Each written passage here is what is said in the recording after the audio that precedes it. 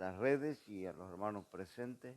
Vamos a entregar este tiempo en las manos del Señor, agradecido al Señor de poder estar compartiendo hoy la clase número 28, la clase número 28 de Bibliología, y mandando un saludo a todos los alumnos de Quilmes, ¿no? De la iglesia El Monte de Quilmes.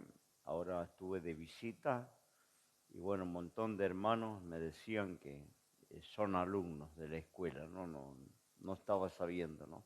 Así que un abrazo para ellos y para todos los hermanos de diferentes lugares que nos están acompañando con los estudios.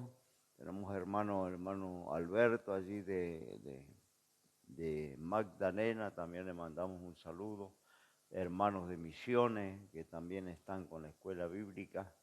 Saludo para todos ellos. Vamos a orar y a entregar este tiempo a las manos del Señor. Padre, en el nombre de Jesús, te alabamos, te bendecimos en esta tarde, dándote las gracias por brindarnos la oportunidad de volver a congregarnos con este propósito de estar mirando y aprendiendo de las Escrituras. Te pedimos, Señor, que el Espíritu Santo nos presida, nos guíe, nos dé claridad y entendimiento, bendiciendo a los hermanos que están en forma presencial y los que están también en forma virtual, a través de la pantalla, de los medios, que tu mano también esté con ellos donde quiera se encuentren. Señor, en la sala, en la casa, en un cuarto, allí en un hall, Señor, donde están acompañándonos, tu presencia les ilumine, le dé luz y entendimiento en la palabra. Ahora, Señor, me dispongo para dar comienzo, lo hacemos en el nombre de Jesús. Amén, amén y amén. Tome su asiento, Dios le bendiga. En esta tarde hemos dejado atrás el tema de los atributos divinos y empezamos con Cristología, la última clase, la anterior.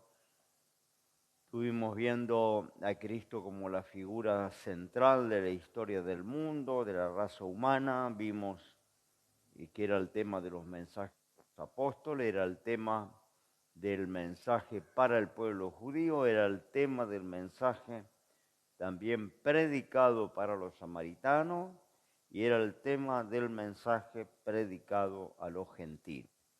Y es el tema que se nos manda hoy predicar en todas las congregaciones, ¿no? Cristo es el centro, decíamos, del plan de Dios y también de la historia bíblica, ¿no? Hay que colocar a Cristo en forma, ¿no es cierto?, que atraviese todas las páginas de la Biblia para comprender mucho sentido de la Biblia. Justamente estábamos inaugurando allí el día domingo un anexo nuevo en Berazategui. Partía la palabra de Jacobo cuando tuvo aquella visión de la escala, vio una escalera, la punta apoyaba en el cielo, la otra punta en la tierra, los ángeles subían y bajaban. En la parte de arriba estaba Jehová Dios.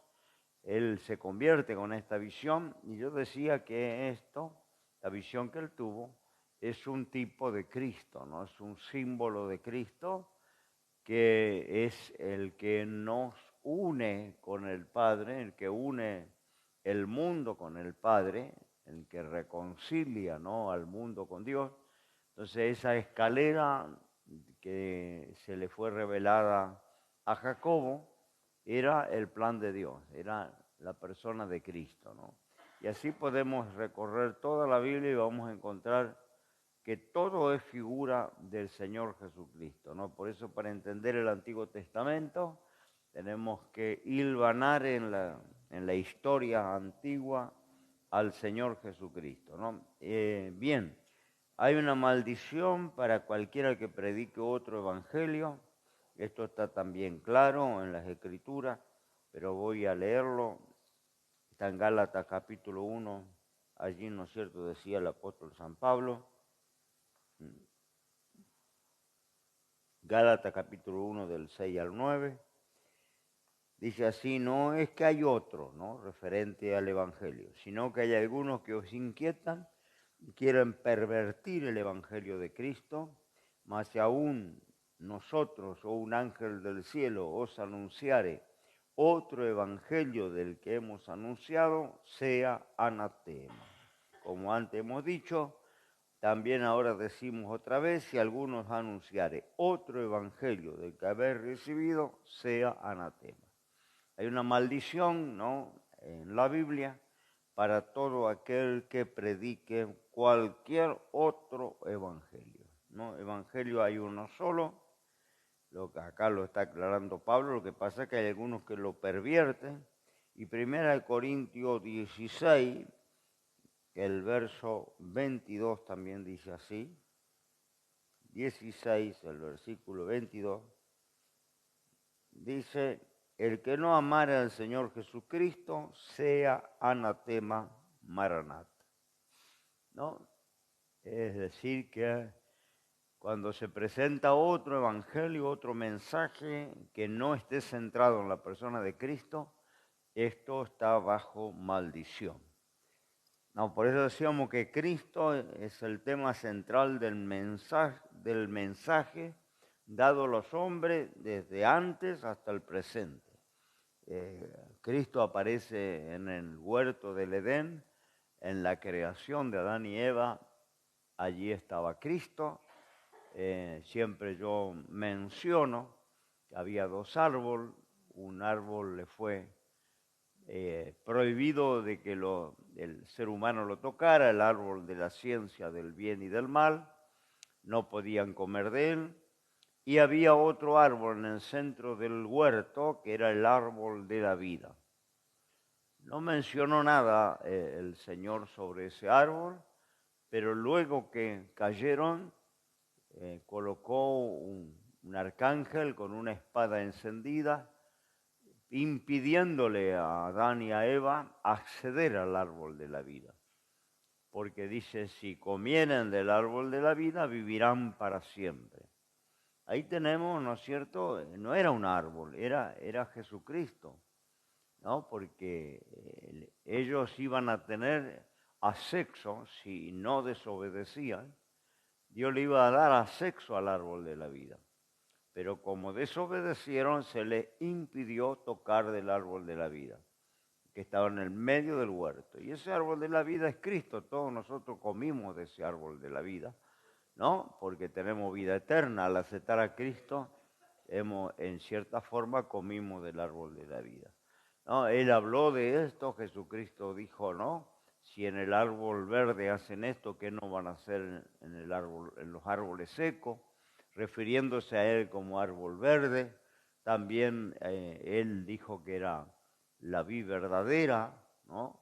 El Padre el labrador, yo soy la vid verdadera, ¿no? Ustedes son los pámpanos, separados de mí nada pueden hacer. Entonces hay muchas figuras, ¿no?, que lo presenta a Cristo como el árbol de la vida. Después está el profeta ya Ezequiel, que habla de ese árbol que crecía, sus hojas eran medicina para las naciones, ¿no? Crecía al lado de ese río que salía del templo de Dios.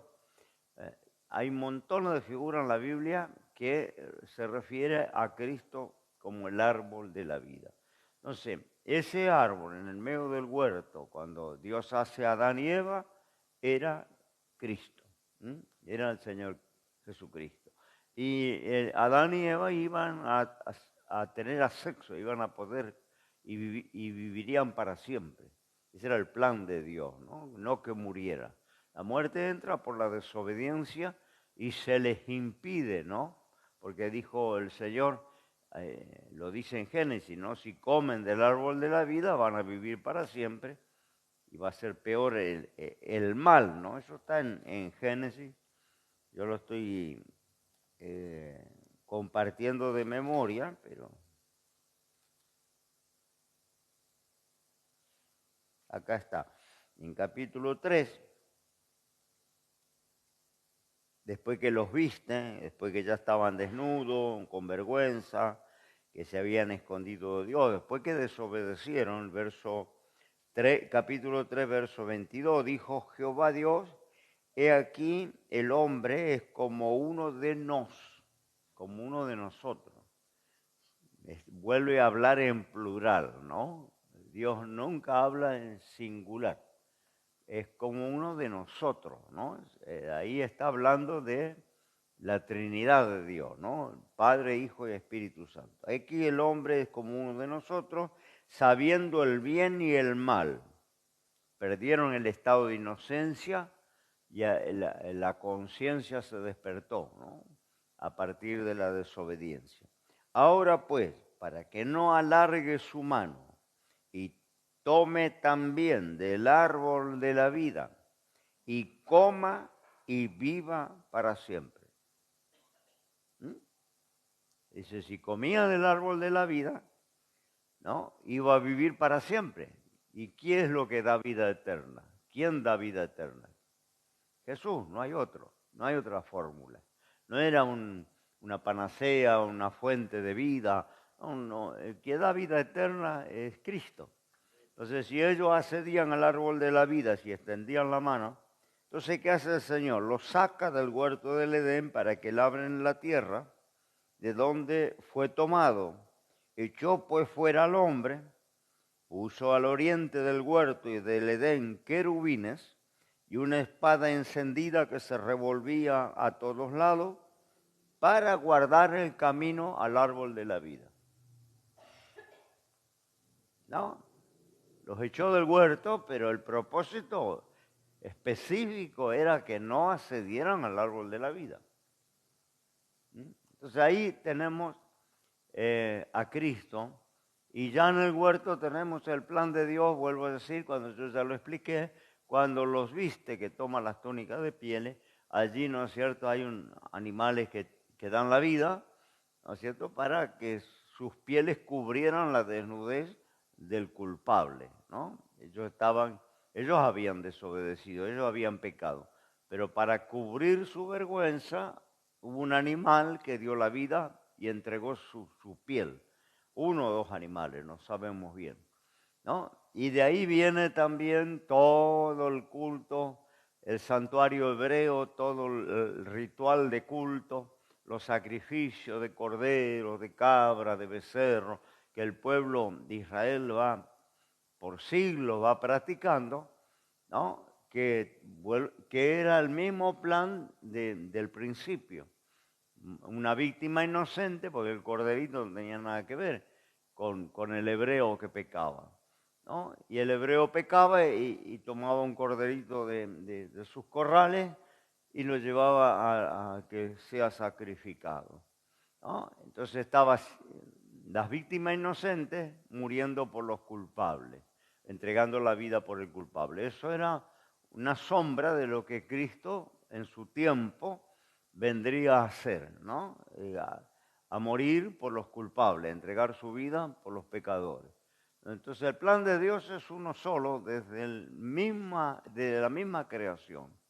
El plan de Dios, el propósito de Dios es uno solo. No hay dos caminos de salvación, no hay dos maneras de ser salvo.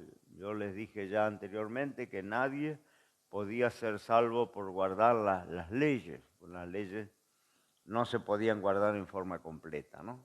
Entonces todos quedaban en transgresión para que accedieran a la gracia, ¿no? Porque la ley venía a mostrar la culpabilidad del hombre, ¿no? La pecaminosidad. Nos revelaba el grado del pecado, ¿no? O nos revelaba el pecado, porque no supiéramos que era pecado si no hubiera una ley que dijera no mienta, no robe, no mate. La ley, lo que decía Pablo, me fue para muerte, ¿no? Por eso Pablo en su disertación, que en figura retórica se llama clima, porque él va en una escala de graduación, allí por Romanos 8, donde él dice a lo último, miserable hombre de mí, ¿quién me librará del cuerpo de condenación? Porque va hablando de la ley, ¿no? Quiero hacer lo bueno que quiero hacer no lo hago, termino haciendo lo malo, la ley me fue para condenación. Y él exclama en ese clima de disertación, miserable hombre de mí, ¿quién me librará del cuerpo de esta muerte? Porque con el espíritu quiero hacer lo bueno y encuentro una ley que me lleva a hacer lo que no quiero hacer, que no puedo vencer, ¿no? Y después, en ese clima, él dice, ninguna condenación hay para los que están en Cristo Jesús. Es decir, que cierra, ¿no? Esa escalera, ¿no? Que le lleva a decir miserable de mí porque estoy condenado, no tengo salida, pero después dice ninguna condenación hay para los que están en Cristo Jesús. Ahí se apela a la gracia, ¿no? Y ese es el sentido de la ley, en mostrar nuestra pecaminosidad, nuestra maldad, para que accedamos a la gracia, ¿no? A la salvación por la fe. Pero la salvación siempre fue la misma. Bien, vamos a ver ahora la humanidad de Cristo. Jesucristo se le presenta, a algunos de los evangelistas lo presentan como hijo del hombre, tal como él proclamó ser representante de toda la humanidad. Cristo está en y es de la raza humana, nacida de una mujer, sujeto a condiciones humanas. La humanidad de Cristo se muestra mediante su parentesco humano. En su nacimiento Jesucristo se sometió a las condiciones de una vida y cuerpo humano. Se convirtió en la simiente de la humanidad por medio de un nacimiento humano. Por eso dice nacido de mujer, acá se lo puse, nacido de mujer. Gálatas 4:4, tenemos unos cuantos textos. Gálatas 4:4 dice, mas venido el cumplimiento del tiempo, Dios envió su Hijo hecho de mujer, súbito a la ley y sometido a la ley, pero hecho de mujer. Está diciendo que su condición fue humana, ¿no? Mateo 1:18, alguien me puede buscar Mateo 2:11, Mateo 1:18, el nacimiento de Jesucristo fue así, que siendo María su madre desposada con José, antes que se juntase, se halló haber concebido del Espíritu Santo. Mateo 2:11. Y al entrar en la casa vieron al niño con su madre María, y postrándose lo adoraron, y abriendo sus tesoros le ofrecieron presente, oro, incienso y mirra. Mateo 12:47. Y le dijo uno, aquí tu madre y tus hermanos están afuera que te quieren hablar. Cuando el Señor no los atendió. No atendió a su mamá y sus hermanos. Hebreo, ¿no? Que yo en alguna oportunidad, hablando con un sacerdote católico, le mencioné este texto. Cuando él decía que el Señor no le niega ningún favor a María, que por eso ellos son maristas, ¿no? O adoran a María, porque María es la intercesora, dice la madre, y el hijo jamás le va a negar un favor a la madre. Y digo, pero si cuando estaba en persona, él no le atendió. Y el sacerdote me decía, eso no está en la Biblia, ¿no? Me trajo una Biblia católica, buscamos los textos y no podía creer, no lo atendió. Y incluso dijo, le llamó mujer, que el término mujer para la cultura hebrea era un insulto, decirle a la madre mujer, ¿no? Era prácticamente una ofensa. Pero él dejó claramente la posición de él como Cristo Salvador y María, que fue su madre en forma biológica, ¿no? Pero en tocante a la salvación le dijo mujer, no le dijo mamá, como seguramente o ma, como le dirían en la cultura los hebreos. Mujer, varias veces le llaman mujer. ¿Qué tienes conmigo, mujer? ¿No? Cuando está en la cruz y le encomienda a su cuidado, se lo encomienda a Juan, el discípulo más joven, le dice, Juan, he ahí tu madre, mujer, he ahí tu hijo, ¿no? Como hacerle un encargo que la cuide, porque él no iba a estar. ¿no? Pero llamarle mujer era todo una cuestión en la cultura de los judíos, ¿no? Entonces eso deja bien claro esa distinción que hay, ¿no? Que Dios no tiene madre. Empecemos por ahí. La madre de Dios, la reina del cielo, la han hecho resucitar, cosa que tampoco ocurrió, ¿no?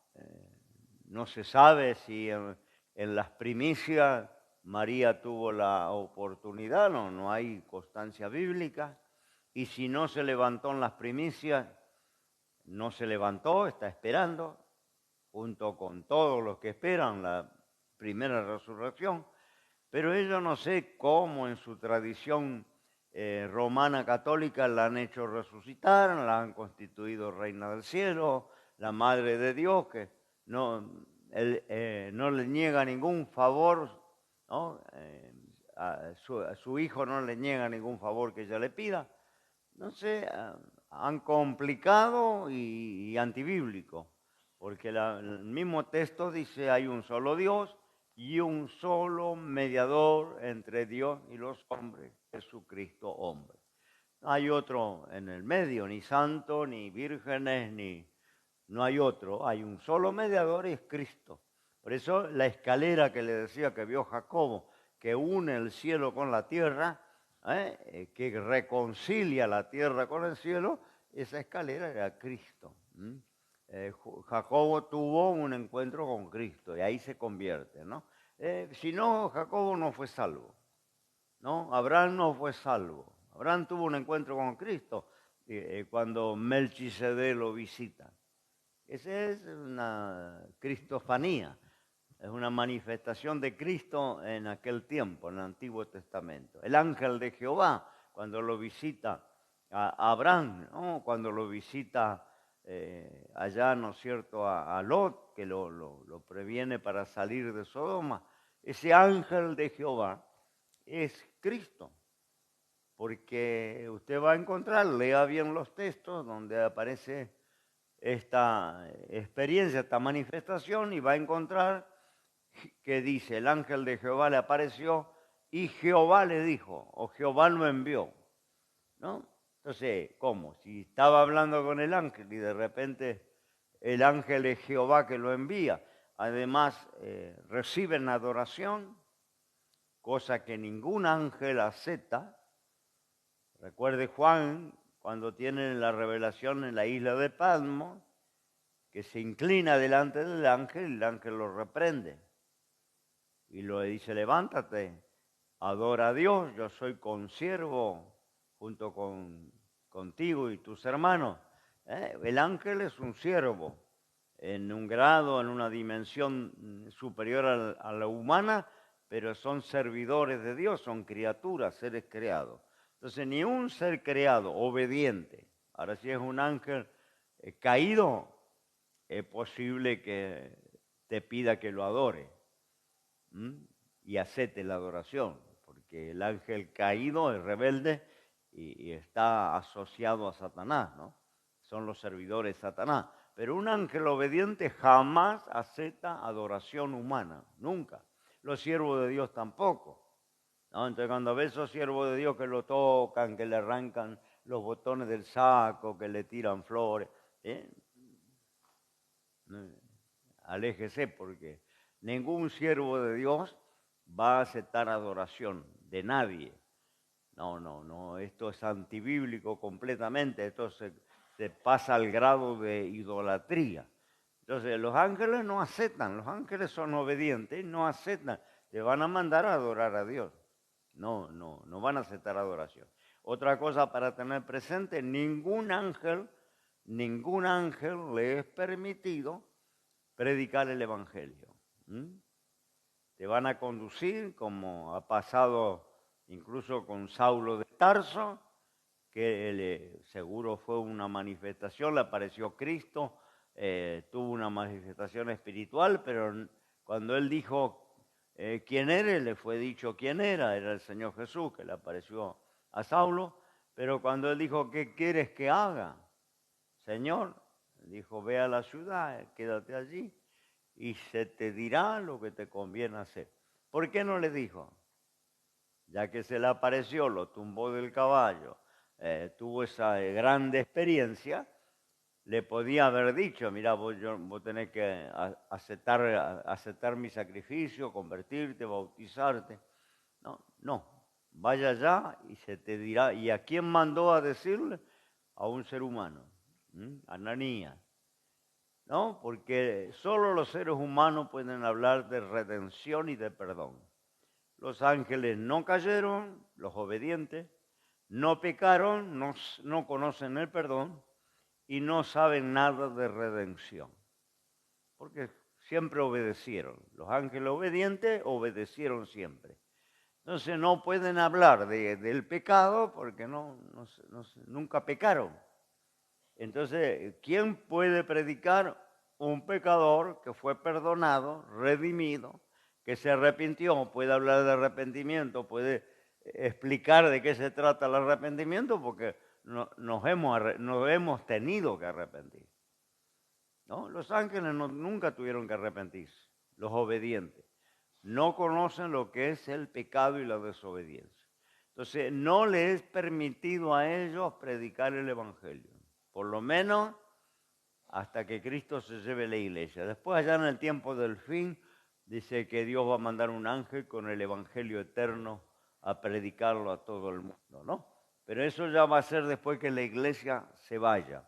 Mientras la iglesia no se va, no le es permitido. Entonces, ¿por qué comparto esto? Porque todas las sectas, como la de los mormones, que le aparece un ángel, que le explica, les revela unas planchas de oro, ¿no? Y van a buscarla en una cueva y después hay alguien que traduce los jeroglíficos y ahí se escribe el libro del Mormón, ¿no? Toda esa historia, basada en un ángel, los adventistas también tienen mucha historia con ángeles y con profecías y con anuncios de la venida de Cristo. ¿No?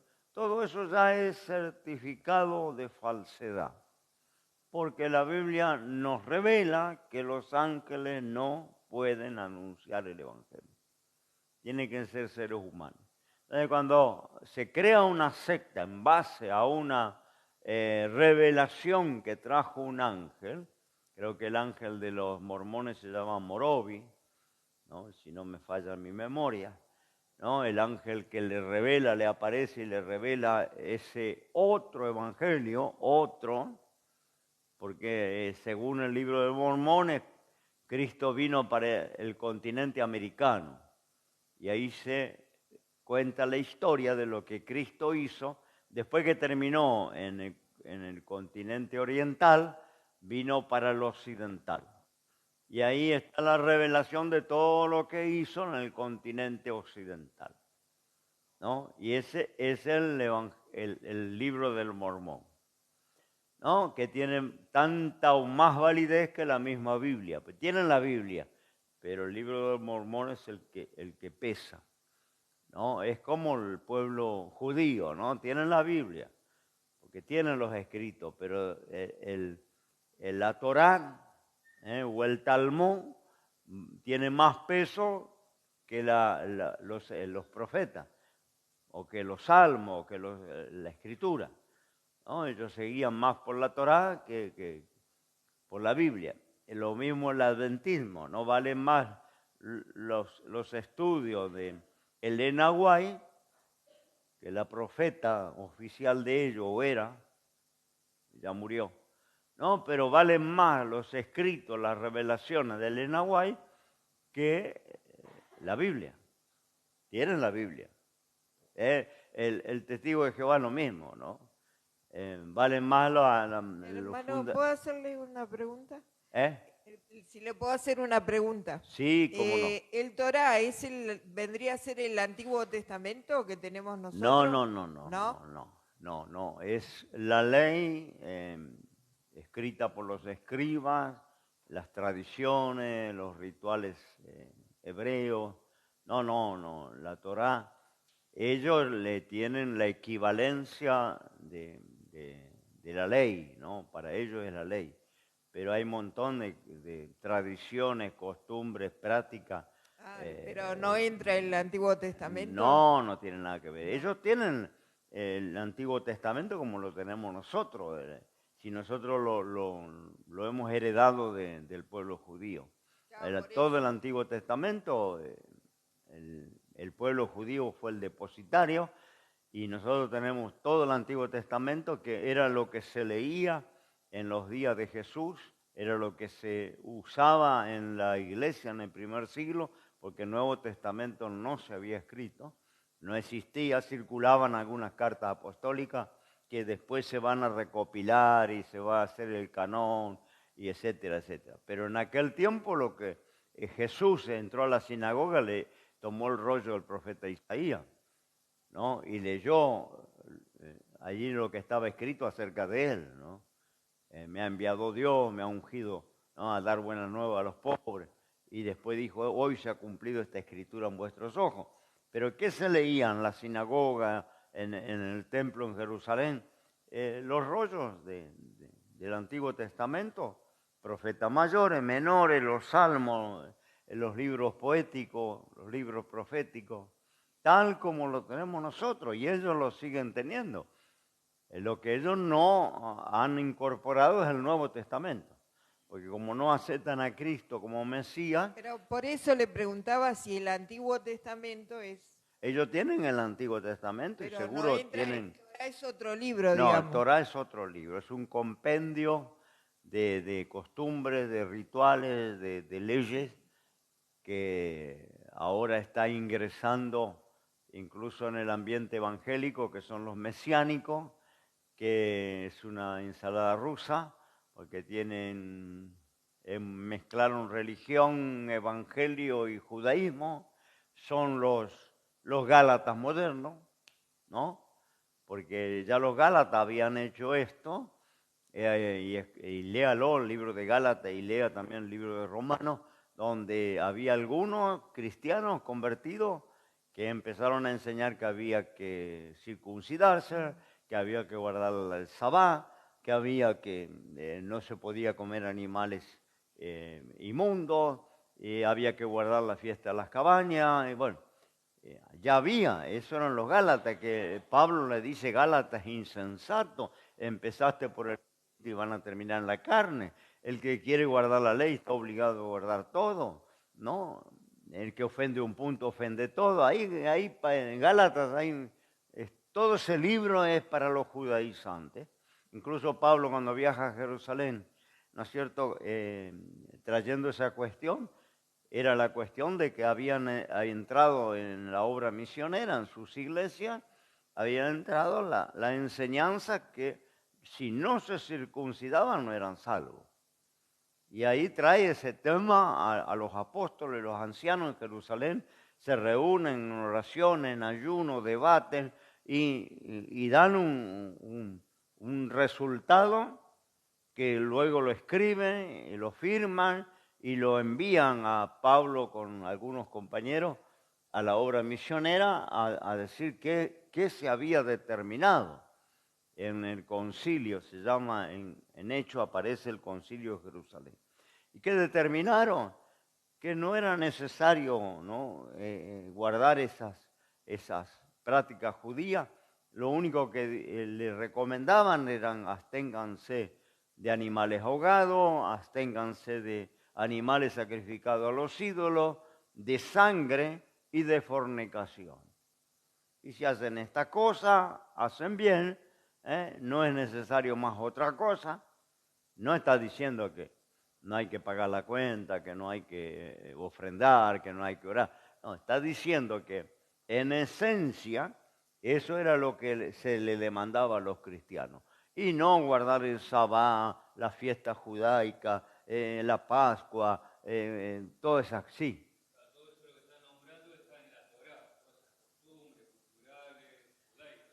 No, y está también en la ley, porque tenemos en el Antiguo Testamento todo lo que es los rituales hebreos, está todo en el Antiguo Testamento, los mandamientos del culto hebreo. Claro, la Torá es una recolección de todo eso, incluido el sabá, los sacrificios, los diezmos, las primicias, las ofrendas, todo eso, pero nosotros entendemos, si ponemos a Cristo dentro de la ley, entendemos que todo era una sombra o un símbolo, una tipología de Cristo, porque el sabá era Cristo dentro de los 10 mandamientos, la Pascua era Cristo, el maná que comían era Cristo, la roca que sacaban agua era Cristo. Todo eso lo aclara el Nuevo Testamento, ¿no? La revelación del Nuevo Testamento. Pero nosotros entendemos el Antiguo Testamento enhebrando a Cristo en sus páginas, ¿no? Todos entendemos. La serpiente que Moisés levantó en el desierto era Cristo, ¿no? Después los evangelistas dicen, así como Moisés levantó a la serpiente en el desierto, es necesario que el Hijo del Hombre sea levantado, ¿no? Era porque el que miraba la serpiente de metal, de bronce, se sanaba, no moría. Y hoy miramos la cruz y el pecado no nos condena, ¿no? Somos libres de la mordedura del pecado. Bueno, es lo mismo, es decir que Cristo, el sumo sacerdote es Cristo, ¿no? Ese sumo sacerdote que hacía todo el oficio para el pueblo hebreo, que se elegía una vez por año, ¿no? Es Cristo, porque después Hebreo dice, nos convenía un sumo sacerdote no sujeto a muerte, ni a debilidades, para siempre, eterno, que puede ofrecer por nosotros sacrificio para siempre, ¿no? Un sacerdote como ese, y no de los de carne que tenían que ser reemplazados porque se morían, o que estaban sujetos a debilidades, ¿no? Entonces, el sumo sacerdote es Cristo. Todo lo que, vuelvo a decir, es el culto hebreo, la fuente de metal, el altar de sacrificio, el incensario, la mesa de los panes de la preposición, las vestiduras sacerdotales, todo habla de Cristo, de la iglesia, todo era símbolo, porque al no existir el alfabeto, no existir la escritura como la conocemos, Dios tenía que hablar por figuras, por tipos, ¿no? Por simbología. Entonces todo ese santuario, todo ese culto hebreo, les hablaba de la redención, les hablaba de la salvación, del camino de la vida. Eso era el mensaje de Dios para todos los hombres, ¿no? Para el pueblo hebreo específicamente, pero para también todo el resto de la gente, ¿no? Que podía mirar en esas figuras, en esa sombra, lo que estaba por venir. Cuando vino Cristo no tiene sentido guardar una fecha del almanaque como es el sábado del calendario, no tiene sentido la Pascua con huevito de chocolate y conejito, no tiene sentido porque lo dice Pablo, nuestra Pascua ya fue sacrificada por nosotros, que es Cristo, el Cordero de Dios que quitó el pecado del mundo una vez y para siempre, punto. Entonces el que está en Cristo está en Pascua todo el año, no un día del almanaque. Ahora le gusta el chocolate, métale. Le gusta la rosca, tómala con mate, no cómprela, pero no tiene que ver con nada de la Biblia, ¿no? Es una fecha comercial, una fecha religiosa, que no coincide incluso con el calendario hebreo. El calendario hebreo no tiene nada que ver con el calendario gregoriano, ese que tenemos nosotros, ¿no? Que es un calendario pagano, el calendario hebreo contabilizado de otra manera. En el calendario hebreo o en el culto hebreo o en la tradición hebrea, un año completo era sabá. Cada 6 años que se plantaba la tierra, el 7º año no se plantaba, se dejaba descansar para que recuperara la gordura, ¿no? Ese año era sabá para la siembra, o el año completo. A veces en una semana, toda la semana era sabá. A veces en una semana había 3 sabá, ¿no? Porque sabá o sábado es reposo. Nada que ver con con el calendario, con el nombre que le pusieron allí a ese día en nuestro calendario. El sentido era reposo, celebración, que el pueblo celebraba, no trabajaba, no prendía fuego, no cocinaba, ¿no? Era estricto, no podía caminar más de, creo que eran 1000 metros que podía caminar, no podía caminar más, ¿no? Ese era Sabbat. Era la sombra de Cristo. Cuando Cristo vino, lo dice Hebreo, ¿no? El que está en el Señor entró en el sábado de Dios. ¿Quiere leerlo? Hebreo 4.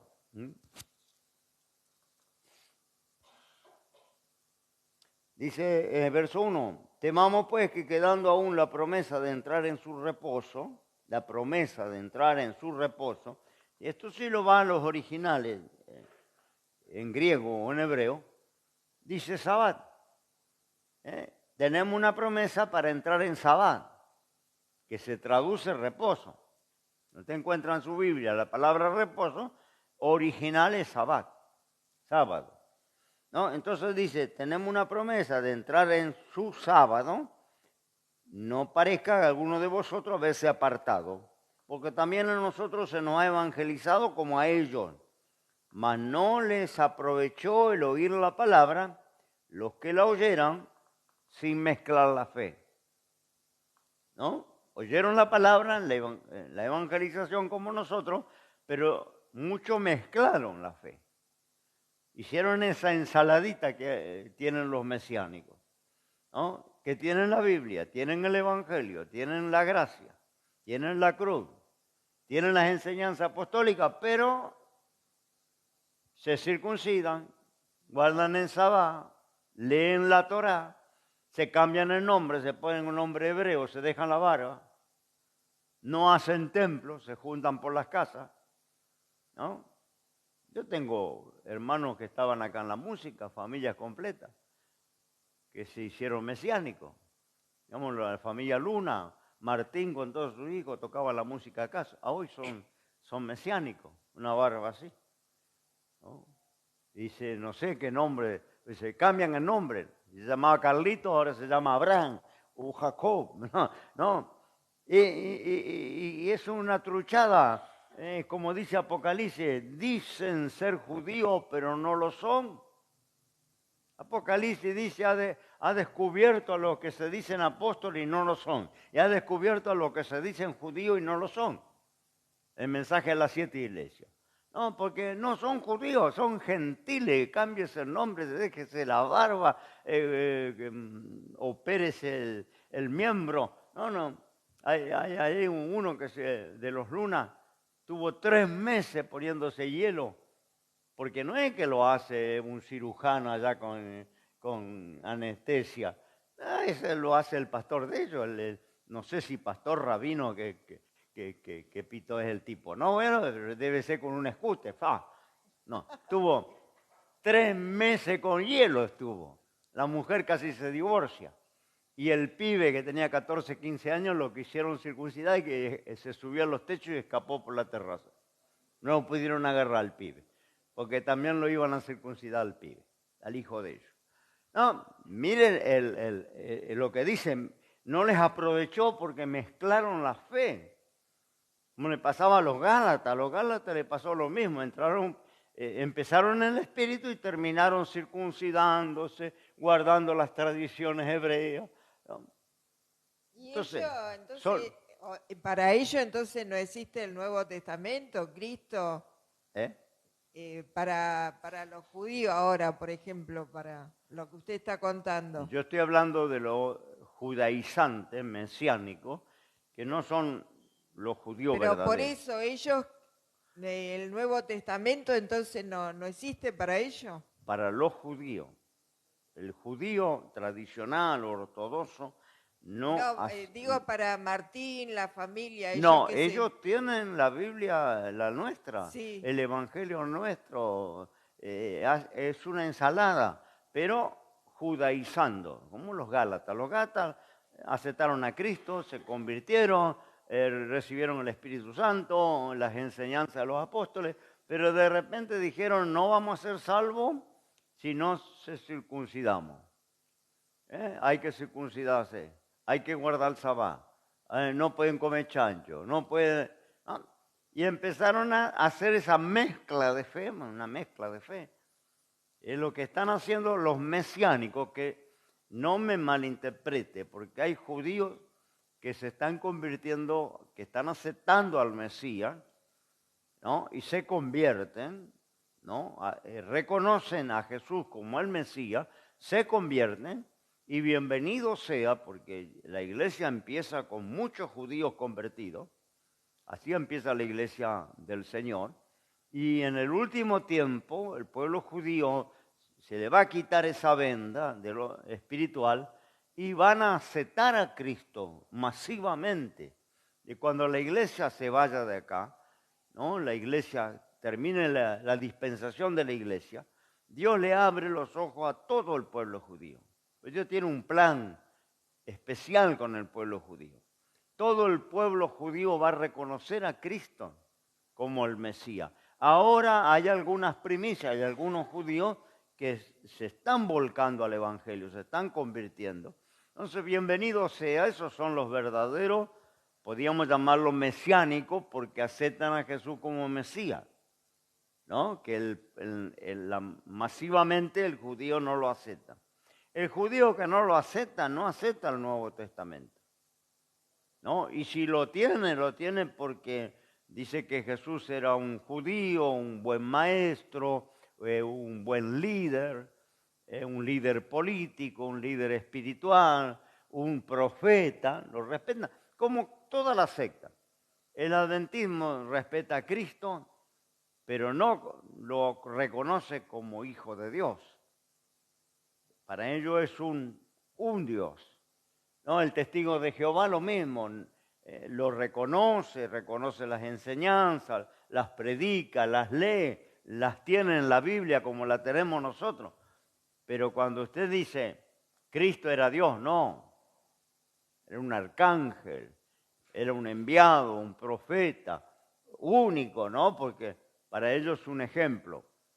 Pero dice que el que niega que Cristo es el Hijo de Dios, que Cristo es venido en carne, el tal tiene el espíritu del anticristo. Es anticristiano, porque el cristiano reconoce no solo que es un buen profeta, un buen maestro, un buen líder, sino que es Dios hecho hombre. Si yo elimino esta parte, yo me condeno. Es otro evangelio, no es el evangelio de la Biblia. El evangelio de la Biblia dice que por Cristo fueron todas las cosas creadas, por Él y para Él.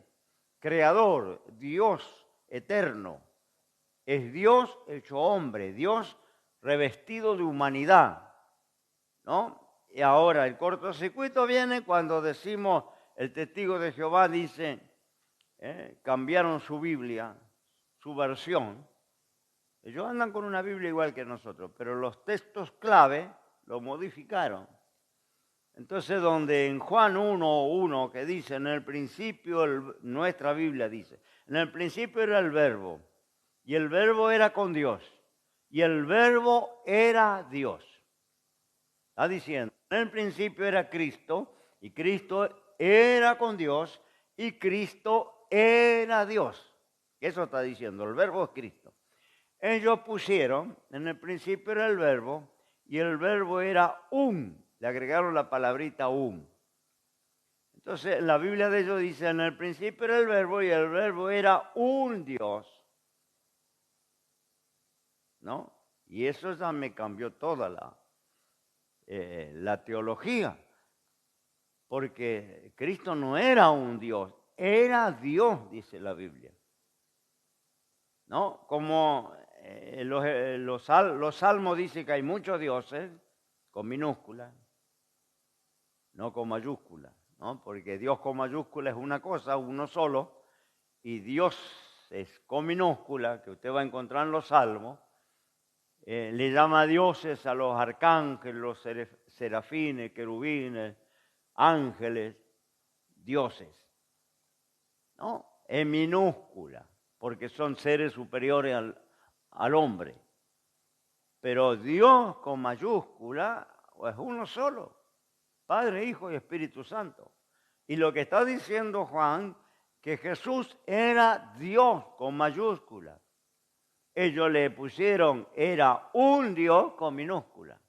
Entonces cuando usted va a profundizar, dice, sí, era un arcángel que se encarnó, un ángel que tomó forma humana y que dejó enseñanzas maravillosas, porque la enseñanza no se discute, los principios no se discuten. El mormón es lo mismo, el mormón, ¿no es cierto?, tiene el Cristo de Oriente, no es el Cristo de Occidente. No sé cuándo, parece que ellos solo saben, o solo a ellos les fue revelado, que parece que terminó la tarea en Oriente y empezó la tarea en Occidente. Ellos tienen en el mormón la revelación de lo que Cristo hizo allá en Estados Unidos. ¿No? Entonces, vuelvo a decir que el tema de... ¿en qué estábamos? El tema de la secta, ¿no? Cómo diferenciar la secta, cómo identificarla. Cuando está basada en la revelación de un ángel, está basada en una visión, ¿no? O en una revelación que alguien tuvo, hay que desechar desde el vamos. Porque ese es otro evangelio. Y el que viene con otro evangelio dice sea maldito. Está bajo maldición, ¿no? Y el evangelio que niega que Cristo es Dios no es evangelio. El evangelio, la esencia del evangelio es que Dios se hace hombre. Dios se reviste de carne y hueso y se hace humano para ser nuestro sustituto, para, ¿no es cierto?, morir en nuestro lugar, para expiar el inocente por el culpable, como vimos antes la historia de la redención humana, ¿no? Bien, la humanidad de Cristo, ¿no? Son 33 años que Él vivió en forma completamente humana. Esos 33 años que también generan mucha confusión, porque ahí le va a escuchar a Cristo diciendo el Padre es mayor que yo no puedo hacer nada sino lo que el Padre me dice que haga, las palabras que yo hablo no son mías, sino es el Padre que habla a través de mí. Entonces, cuando encontramos esas limitaciones, eso es lo que confunde y da lugar a la secta, ¿no? Porque ellos obvian que Él se despoja de la divinidad para hacerse hombre. Se despoja, no podía, yo se lo dije en la clase pasada, apelar a la divinidad, a su naturaleza divina. No podía, porque iba a ser muy fácil vencer, guardar los mandamientos, la muerte de la cruz, ser nuestro sustituto. Iba a ser muy fácil como Dios,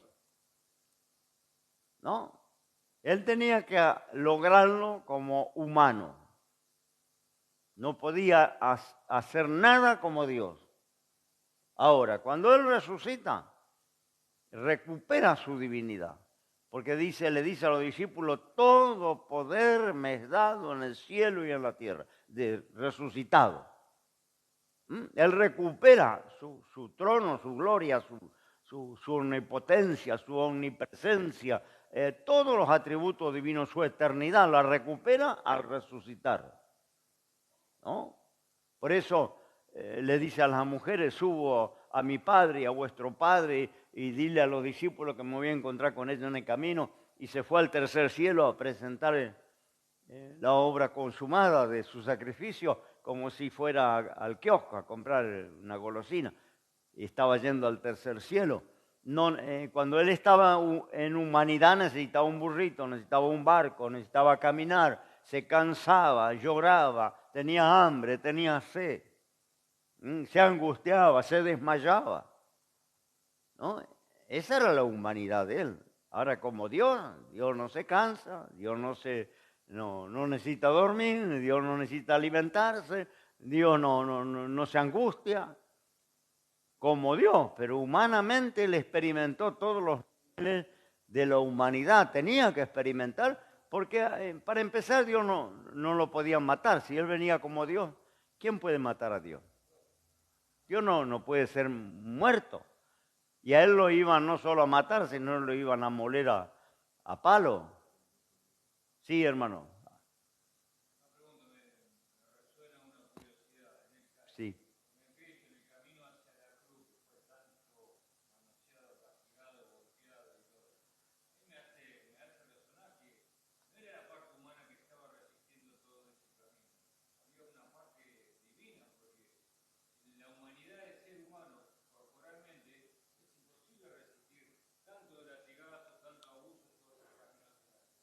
Sin embargo, él resistió humanamente. No podía...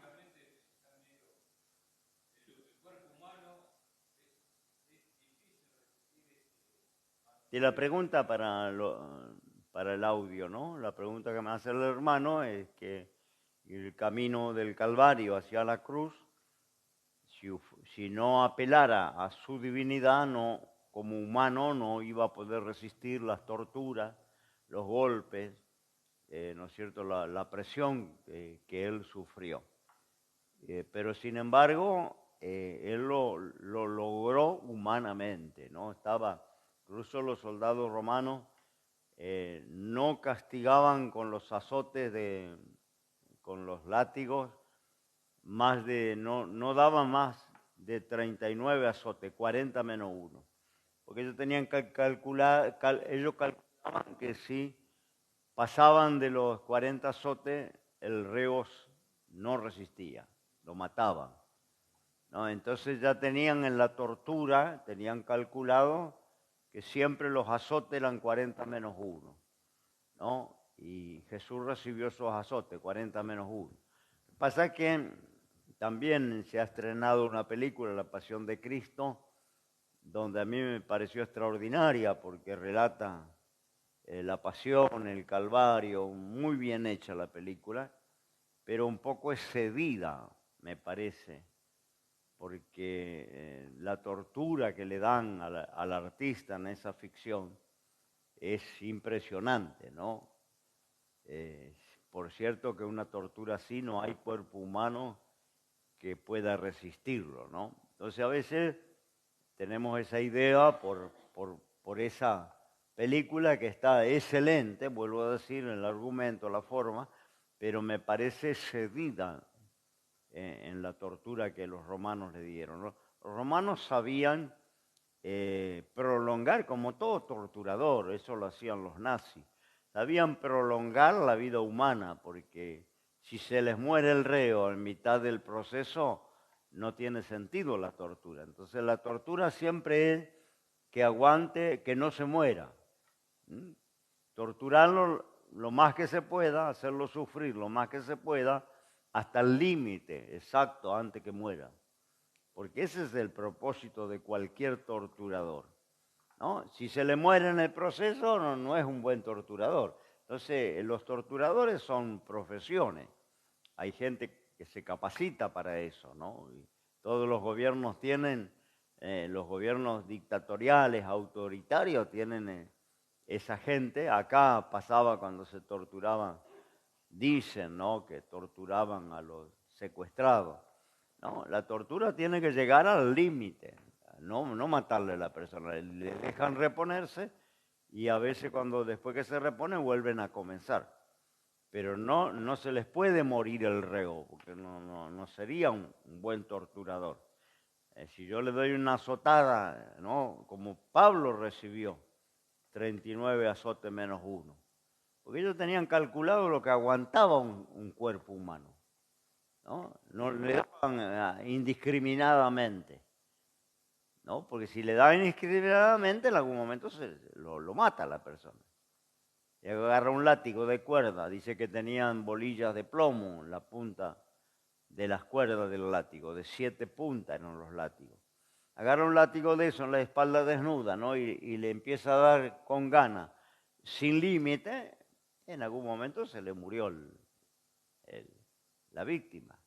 Entonces tienen un cálculo de hasta dónde y cómo golpear, dónde golpear, ¿no? El dónde lastimar, para que la víctima no se desangre, porque yo agarro un cuchillo, lo empiezo a cortar todo y se me desangró y se me terminó la fiesta, si yo soy sádico. No, si fuera un sádico. Se me terminó la fiesta, pues se me murió la víctima. Ahora el que estudia el proceso del dolor, ¿no? Sabe a dónde hacer los cortes para que no se desangre y sufra y le duela lo más posible, ¿no? Entonces, yo no, vuelvo a decir, si Cristo en alguna situación apelaba a su naturaleza divina, no podía ser el Redentor. Fracasaba el plan de Dios. No podía apelar en ningún momento a su naturaleza divina. Por eso le increpan: si eres hijo de Dios, bájate de la cruz. Uno de los ladrones le decía: sálvate a ti y sálvanos a nosotros. Él podía hacerlo, él podía hacer así, abrir la tierra y se los tragaba a todos los que estaban ahí, ¿no? Él podía descender de la cruz, abrir y cerrar de ojos, pero no podía hacer eso. Si él hacía eso, ¿qué iba a decir Satanás? Claro, él logró porque es Dios. Pero ¿qué va a pasar con los seres humanos? Ellos no lo lograrán nunca, ellos no van a poder, ¿no? Él consiguió porque Dios, ¿qué no va a conseguir? ¿No? Y ahí está la confusión de muchos, ¿no? De dónde se inician las sectas, ¿no? Porque no entienden esta situación, despojo de la divinidad. Se despojó, dice, se humilló a sí mismo, haciéndose menor que los ángeles. ¿Por qué podía haberse hecho ángel, que es un ser superior? No, dice que bajó del nivel de los ángeles, bajó al nivel más bajo, que es el ser humano. El nivel más bajo de las criaturas son los seres humanos, mortales, sujetos a debilidades, sujetos a enfermedades, sujetos a la muerte, al deterioro. Los ángeles no se deterioran, los ángeles no agarran COVID, los ángeles no se les pega la gripe, los ángeles no necesitan comer, alimentarse ni dormir para recuperar la fuerza. Entonces, el ser humano es más abajo del ángel y dice que él se humilla más abajo que los ángeles, tomando carne humana, para poder tener una muerte humana, para poder tener el martirio, para poder tener la pasión, el sufrimiento, ¿no? Tenía que tener carne humana y la naturaleza estaría latente en él, pero nunca podía, ¿no es cierto?, aparecer en esos 33 años. Ahora después que muere, que lo sepultan, que va al infierno y se levanta entre los muertos, ahí sí. No necesitaba abrir la puerta, no necesitaba burrito, no necesitaba barca, no necesitaba comer. Le apareció a los discípulos, a las mujeres, traspasó las paredes, nadie le abrió la puerta y dijo: pasa a vosotros, ¿no? Y apareció a más de 500 por 40 días antes de irse, ¿no? Y si tenía ganas comía, y si no necesitaba comer, ¿no? Y se le apareció a Pedro allá, y se le apareció a los que iban camino de Maús, y se le apareció a las mujeres, y apareció a los que estaban encerrados por temor a las autoridades, ¿no? Pero en un cuerpo ya glorificado, no en el cuerpo humano. Entonces, hay que entender que en el cuerpo humano, ¿por qué se pasaba la noche orando? Dios no necesita orar. ¿Por qué tuvo que ir al templo a aprender la Biblia, a los pies de los sacerdotes y de los maestros? Dios no necesita, si Dios es el autor de la Biblia. El Espíritu Santo es el autor de la Biblia. Es la palabra de Dios. ¿Cuántas veces decimos la palabra de Dios, no? Ahora, ¿cómo Dios necesita aprender la palabra? Fíjese la limitación a la que él se sometió, su mente, su intelecto, ¿no? Tuvo que desarrollarse como cualquier ser humano, como fue bebé, le cambiaron los pañales, aprendió a caminar, usó chupete, no sé si había chupete en ese tiempo, pero no, se desarrolló, fue a la escuela a aprender a leer y a escribir. Cuando aprendió a leer y escribir, empezó a leer la palabra, a aprender la palabra. Tenía que ayunar y orar para no pecar, porque fue tentado. Cuando fue adolescente tuvo las tentaciones de un adolescente. Cuando ya creció tuvo las tentaciones de un adulto. Y tenía que orar y ayunar para resistir, para no pecar, porque si no, como cualquiera iba a pecar, ¿no? Para poder vencer y guardar la palabra, y no necesitó ser bautizado con el Espíritu Santo. Entonces, es una idea, miren el misterio, ¿no? Dios siendo bautizado de Dios. ¿Mm? Sí.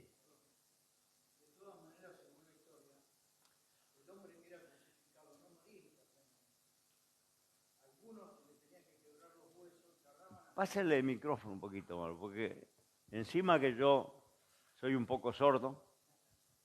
Gracias, hermana. Sí. Según lo que dice la historia, los hombres que eran crucificados no morían automáticamente. No. Tardaban un tiempo, inclusive a algunos se le tenía que... 2 o 3 días quedaban en agonía. Lo que yo leí, claro.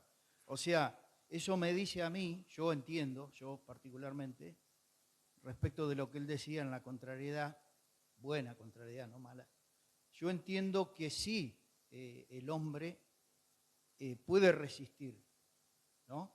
Y Jesús hizo eso, se hizo hombre y resistió como hombre, porque el crucificado no moría automáticamente, tenía un proceso. Pero él murió casi automáticamente al otro día. Claro, pero ¿cómo estaba su cuerpo? No tenía sangre, no tenía... No, los soldados romanos al otro día, para apresurar la muerte de los reos, iban con una maceta y le quebraban las piernas. Los huesos, claro. Entonces ya estaba debilitado, ya estaba desangrado, ya estaba con sed, con hambre. Al darle el golpe en las 2 piernas y quebrársela, terminaba muriendo. Claro. Y fueron a hacer esto con Cristo y ya estaba muerto. Ya estaba muerto, claro. No le quebraron porque también había una profecía que tenía que cumplirse, que en el Mesías no le quebrarían hueso. Entonces, indirectamente tenía que cumplirse esa profecía también en el Señor, que no le podían quebrar hueso. Claro. Un profeta antiguo había entregado ese mensaje. Entonces, a él no le quiebran los huesos porque ya estaba muerto. Y hoy la ciencia que ha estudiado el tema de la muerte de Cristo, ¿no es cierto?, reconoce algo que siempre se puso en duda, que cuando lo encontraron muerto, el soldado le agujerea con una lanza al costado para comprobar si estaba muerto, ¿no? De verdad, estaba muerto. Pero cuando le perfora el costado sale sangre y agua. Esto estuvo en discusión mucho tiempo porque no tenía por qué salir agua, tenía que haber salido sangre, ¿no? Entonces siempre se discutió cómo era esto. Hoy la ciencia ha estudiado que cuando un hombre, una persona es sometida a un sufrimiento muy, muy agónico, muy intenso, hay un proceso que se llama como que el corazón explota. Y al suceder eso, esa explosión o implosión del corazón, se separa el suero de la sangre, lo que sería el agua. Y eso fue lo que le pasó al Señor, reventó el corazón de él por la agonía. Hoy lo dicen los científicos, yo no soy médico, pero los médicos lo dicen, hay estudios sobre eso, ¿no? Que la agonía fue tan extrema que en algún momento de la noche su corazón explotó. Cuando esto ocurre, se separa el suero de la sangre. Cuando le perforan con la lanza, sale sangre y agua. Lo mismo que el sudor de sangre. También se discutía. ¿Cómo es eso? Y hoy los médicos dicen que también cuando hay una agonía de la persona, una presión, una angustia suprema, empiezan a reventar los capilares de la cabeza. los poros capilares revientan y el sudor se mezcla con sangre, con gotas de sangre. Que fue lo que le pasó en Getsemaní al Señor. Y fíjese cuánta humanidad tenía el Señor, que el Señor, que me pasé. El Señor manda un ángel a sostenerlo en el regazo. Un ángel lo confortaba porque se desmayaba, ¿no? Y fíjese que Dios no se puede valer de un ángel cuando Él es el creador de los ángeles. Pero en la humanidad de Cristo necesitó un ángel que lo sostuviera porque si no desmayaba. Sí. Puede ser que después de esa paliza, como habla, ¿no? Que le dieron, lo azotaron, cuando sale del pretorio, Sí. ¿no? Puede ser que por eso mismo, esos mismos golpes, esos mismos azotes, llaman al tal Simón para que cargue la cruz, viendo que el Señor Jesús ya no podía. Él desmayó bajo la cruz. El madero era tan pesado, se lo hacían cargar a todos los reos hasta el lugar de la ejecución. Y él lo llevaba, pero estaba tan golpeado, tan lastimado, que en una altura cayó, no pudo seguir.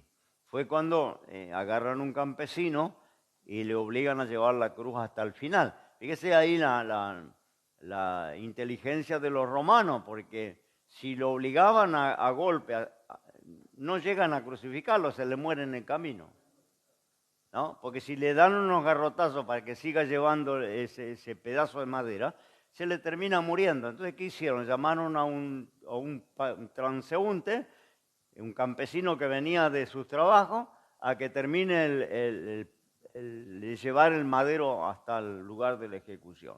Entonces ahí entendemos la sabiduría del verdugo. Al verdugo no se le puede morir el reo en el proceso. Lo puede golpear, lo puede lastimar, lo tortura, lo cuelga, lo pincha, pero no se le puede morir porque si no tiene sentido la tortura, ¿no? Entonces siempre llegan a un punto, lo dejan recuperarse, a veces le dan agua, le dan un poco de pan, que se recupere y mañana empezamos de vuelta. ¿Me entiende? Porque si se muere no sirve el verdugo no sirve si se le muere. Y el hecho de Roma era llevarlo al monte de la calavera y colgarlo ahí, y que todo el pueblo viera y que estuviera la agonía y que la agonía durara 2 o 3 días. Ese era el proceso de la ejecución. No era que se le muriera, es como un reo que va a la silla eléctrica o le dan la inyección letal o a la cámara de gas. Si se le muere en la cárcel, no tiene gracia. Se cuelga. ¿Por qué le sacan los cinturones, le sacan todo para que no se cuelgue? Porque si el tipo se cuelga, y la ejecución no se lleva a cabo. Y el tema de la ejecución, vio que viene el alcalde, viene el carcelero, viene el juez, vienen los abogados, la familia, atrás de un vidrio mientras le ponen la inyección letal y el reo se muere. Y todos mirando y algunos sacan fotos y qué sé yo. Ese es el sentido de la ejecución, la pena capital. Que se sepa, que haya testigo, que se vea el castigo que se le da al criminal, ¿no? Si el criminal se colgó con una sábana dentro de la cárcel, se perdió todo el sentido de la ejecución del castigo, ¿no? Y Roma era especialista en eso, ¿no? Que todo el pueblo viera el castigo de los que desobedecían, de los criminales, de los que violaban la ley. Y tenía que ser público, ¿no? Ponemos de pie.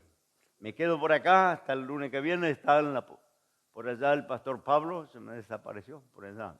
Oramos al Señor y ya está Pablo con hermenéutica. Dios le bendiga.